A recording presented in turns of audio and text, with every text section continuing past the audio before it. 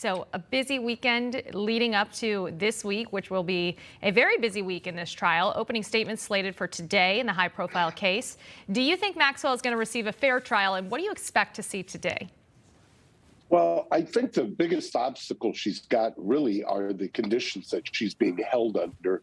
They've detailed the custody kind of environment that she's in, whether it's with vermin and other things running around in her cell, being inappropriately touched, not getting any sleep.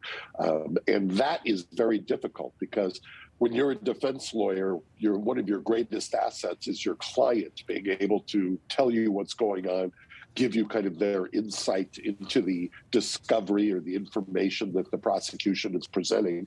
And if you've got somebody who has been kind of held under those conditions for that long, it's very, very difficult. Then the other factor is the jury selection.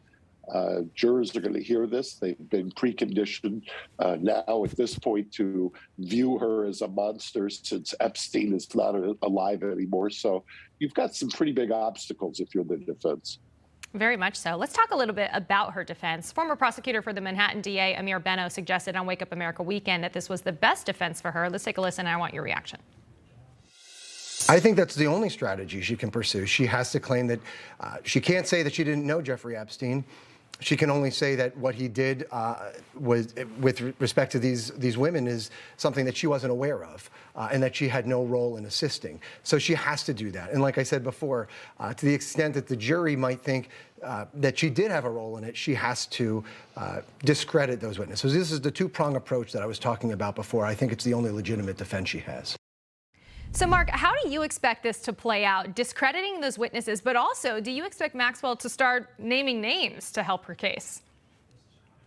I really have, and you and I have talked about this before, you're never going to make the decision as to whether to put her on the stand until you see how the prosecution's case rolls out. But I lean towards doubting whether she's going to take the stand. Discrediting the witnesses, I wholeheartedly agree.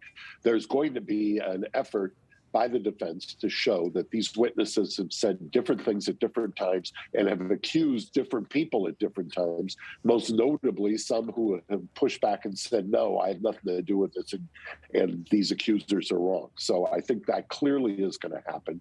And I think you're going to see overall that there's going to be a picture painted that she's now blamed or visiting the sins of Epstein upon her. I think that's going to be the approach of the defense, and we'll just have to wait and see. We'll know later today because as soon as they get a jury, I suspect that the judge is going to make them give their opening statements.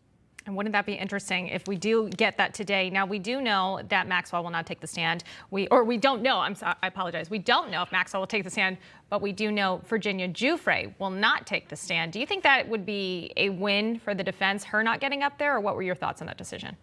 I do, to the extent that she was one of the most notable accusers, to the extent that she also has the most kind of surrounding collateral issues. I think the defense probably will be pointing out most notably that she's not around. Where is she? Why didn't they call her? Something interesting you pointed out last time we talked, also the people in this case will be allowed to be referred to as victims. And you have to think of those victims today and throughout the course of this trial. It's going to be very difficult to relive those moments as they're telling their side of what they believe to have happened. So, Mark Geragos, all the time we have for this morning, but thank you so much for joining us. Hey, I'm Rob Finnerty. Thanks for watching. If you enjoyed this video, please join the conversation in the comments below. Don't forget to subscribe, too. Hit the bell icon to be alerted to breaking news. And remember, there's a whole lot more on Newsmax TV, America's fastest growing cable news network. Newsmax TV, where real news for real people.